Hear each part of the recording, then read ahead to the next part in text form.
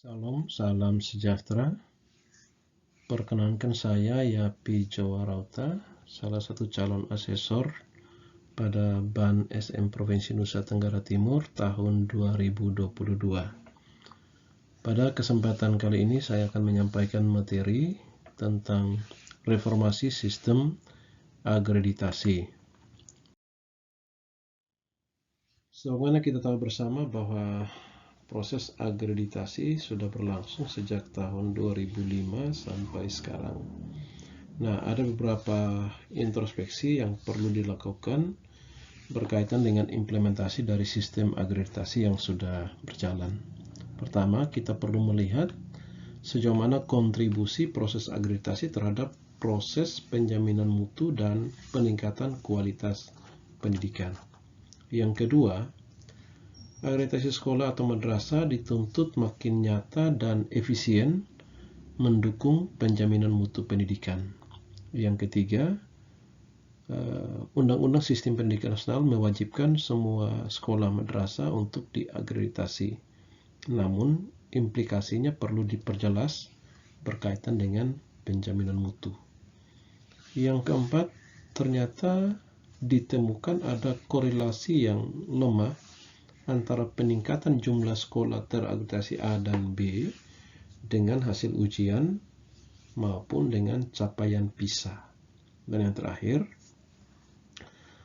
terdapat problematika manajemen akreditasi, yaitu bahwa masih banyak sekolah yang belum terakreditasi dan juga banyak sekolah yang sudah terakreditasi perlu dilakukan akreditasi ulang oleh karena masa berlaku status akreditasinya sudah habis. Selanjutnya kita akan melihat ada perubahan dalam sistem akreditasi yang dilakukan sekarang, yaitu pertama, ada perubahan paradigma dari compliance yang berbasis data sekunder ke performance dengan basis data primer. Selanjutnya, dari 8 standar nasional pendidikan mengerucut ke 4 komponen, yaitu mutu lulusan, mutu guru, proses pembelajaran, dan manajemen sekolah. Selain itu, terjadi perubahan siklus dan manajemen akreditasi, di mana monitoring secara kontinu dan perpanjangan otomatis melalui dashboard monitoring system. Nah, berdasarkan dashboard monitoring system, maka status sekolah di dashboard itu ada 2, yaitu kinerja menurun atau reakreditasi dan status quo, yaitu sekolah akan diperpanjang secara otomatis status akreditasinya. Dan yang berikut, reakreditasi dilakukan apabila ada laporan penilaian tentang penurunan kinerja sekolah, kemudian terpantau di dashboard ada penurunan kinerja, dan yang berikut ada permintaan dari sekolah untuk merubah atau meningkatkan status akreditasi. Yang berikut kita akan melihat bagan sistem akreditasi yang baru.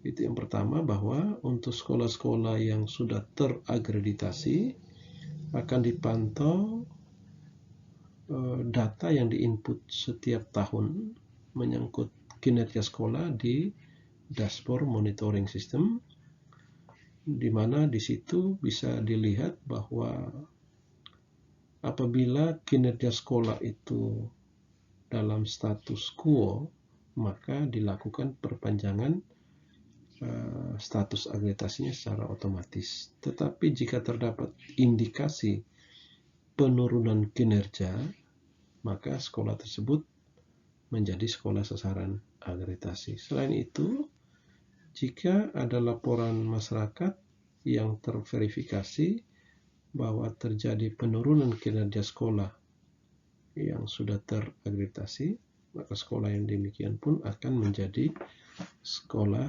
sasaran akreditasi. Selanjutnya, jika sekolah yang sudah terakreditasi menilai bahwa ada peningkatan kinerja dari sekolah tersebut dan kemudian mengajukan permohonan untuk reakreditasi, maka sekolah tersebut akan menjadi sasaran akreditasi.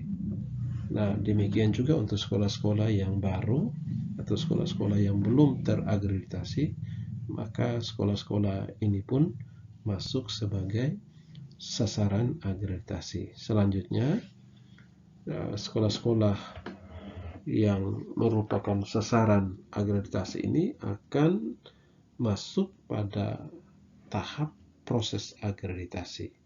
Dari proses akreditasi ini, apabila sekolah itu lulus akreditasi, maka akan diterbitkan sertifikat akreditasi. Sedangkan dari proses akreditasi itu, apabila sekolah tersebut tidak lolos, maka sekolah itu dinyatakan tidak terakreditasi atau status akreditasinya akan dicabut. Selanjutnya diberikan rekomendasi untuk perbaikan kinerja sekolah kepada pemerintah daerah. Nah, dari bagan yang sudah ditampilkan pada slide sebelumnya, sebetulnya terbagi atas dua mekanisme. Yang pertama itu mekanisme dashboard, itu bagian atas, dan yang bagian bawah itu masuk pada mekanisme visitasi. Nah, saya akan coba memberikan gambaran untuk alur mekanisme dashboard.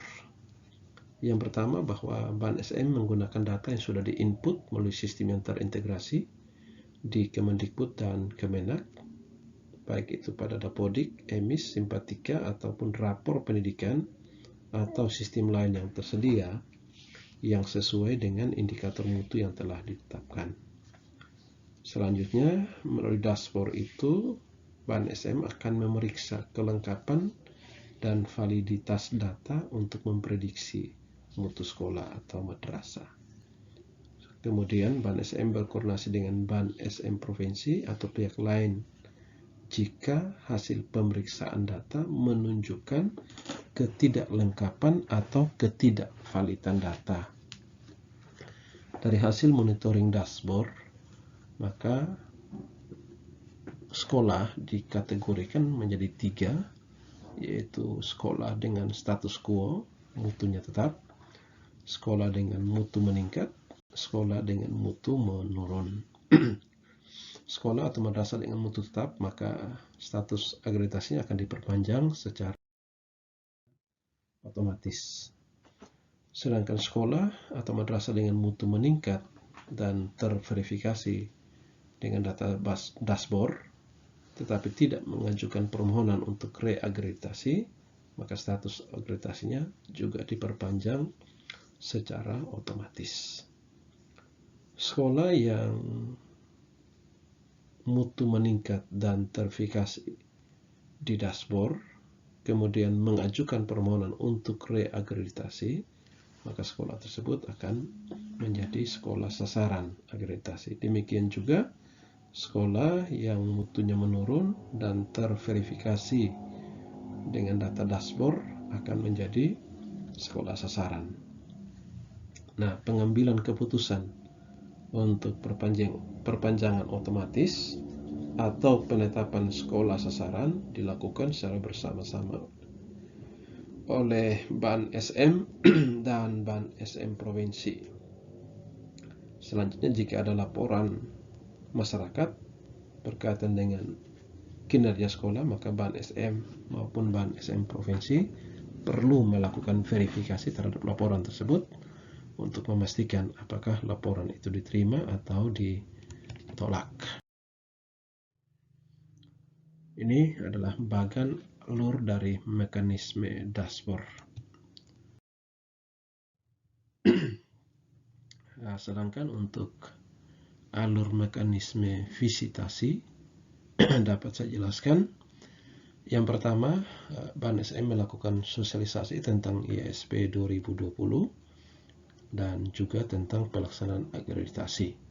Selanjutnya, BAN-SM melakukan asesmen kecukupan, baik itu untuk indikator pemenuhan mutlak maupun indikator pemenuhan relatif untuk menentukan kelayakan sekolah atau madrasah itu untuk divisitasi.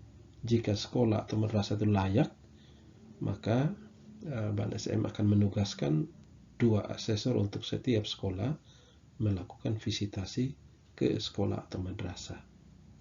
Sedangkan jika tidak, sekolah itu tidak layak, maka Ban SM akan menyampaikan pemberitahuan kepada sekolah atau madrasah yang bersangkutan. Selanjutnya, setelah dilakukan visitasi ke sekolah atau madrasah, Ban SM akan melakukan validasi dan verifikasi terhadap hasil visitasi. Setelah itu, dilakukan verifikasi lagi terhadap hasil validasi dan dilakukan penyusunan rekomendasi. Tahap selanjutnya adalah penetapan hasil dan rekomendasi terhadap hasil akreditasi. Setelah ditetapkan dan rekomendasi diberikan terkait akreditasi, maka dilakukan pengumuman terhadap hasil akreditasi. Nah, dari pengumuman hasil akreditasi tersebut, jika ada keberatan dan keberatan ini diterima, maka akan dilakukan visitasi ulang. Tetapi jika keberatan ini ditolak, maka Ban SM akan menerbitkan sertifikat akreditasi dan rekomendasi. Demikian juga misalnya tadi diusulkan untuk visitasi ulang, tapi kalau tidak dilakukan, maka langsung diterbitkan sertifikat akreditasi dan juga rekomendasi. Ini adalah kerangka pikir IASP 2020. Seperti sudah dijelaskan di bagian awal, terjadi perubahan dari compliance based, yaitu berbasis data sekunder,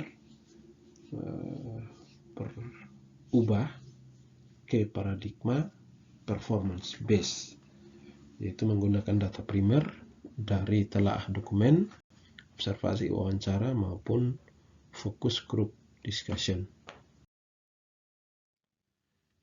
Ini adalah kerangka pikir IASP 2020 yang dimulai dari naskah akademik, kemudian dibuat draft IASP. Draft IASP ini kemudian dilakukan uji coba terbatas kepada 4 provinsi, dan dari hasil uji coba terbatas ini dilakukan revisi tahap 1. Hasil revisi tahap 1 akan diuji cobakan lebih luas ke 34 provinsi, dan hasil uji coba ini akan dilakukan revisi tahap 2. Hasil revisi tahap 2 ini akan diuji cobakan atau dipilih 5.000 sekolah atau madrasah sebagai pilot project penggunaan dari IASP 2020. Nah, ini adalah subkomponen dari 4 komponen yang sudah dijelaskan di bagian awal, yaitu untuk mutu lulusan ada 3 subkomponen, proses pembelajaran juga 3 subkomponen, mutu guru ada 3, dan manajemen sekolah atau madrasah ada 11 subkomponen. Kemudian dari sub-subkomponen itu menghasilkan butir IASP 2020 yang terdiri dari 35 butir inti untuk semua jenjang, kemudian ada butir kekhususan untuk SD MI itu ada 1, kemudian SMK dan MAK itu ada 9, dan SLB itu ada 5 butir kekhususan. Selanjutnya kita akan melihat mekanisme penilaian butir IASP 2020. Pada langkah pertama, asesor diharapkan memahami pernyataan butir, capaian level kinerja, dan mencermati kata kunci yang membedakan setiap level kinerja, serta memahami definisi operasional pada setiap level. di mana setiap butir instrumen itu terdiri atas 4 level. Level 1, level 2, level 3, dan level 4. Kemudian untuk mendapatkan data yang valid, maka asesor perlu mencermati aspek indikator kinerja dan menulis hasil pengumpulan data pada setiap tabel kerja, baik itu tabel kerja observasi, tabel kerja telaah dokumen, tabel kerja wawancara, maupun tabel kerja angket. Dan yang terakhir, untuk langkah ketiga, asesor menuliskan kesimpulan tabel kerja dan memberikan penilaian kuantitatif untuk sesuai dengan rangkuman hasil pengumpulan data. Nah, di bagian akhir kita akan melihat implikasi tantangan sebagai akibat dari implementasi dari IASP 2020. Yang pertama, sistem akreditasi 2020 memiliki prinsip-prinsip dan bisnis proses yang baru. Untuk itu perlu dibangun persepsi yang sama antara pelaku dan pemangku kepentingan. Yang kedua, perlu memperkuat kontribusi pada penjaminan mutu dan peningkatan kualitas pendidikan secara keseluruhan. Untuk itu, cara kerja asesor perlu secara analytical, profesional judgment, dan rekomendasi yang teknis dan spesifik.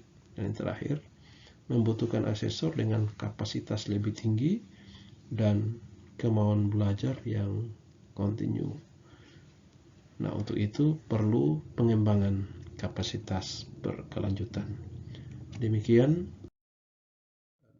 penjelasan singkat saya tentang reformasi sistem akreditasi yang menggunakan IASP 2020. Terima kasih, Tuhan memberkati. Shalom.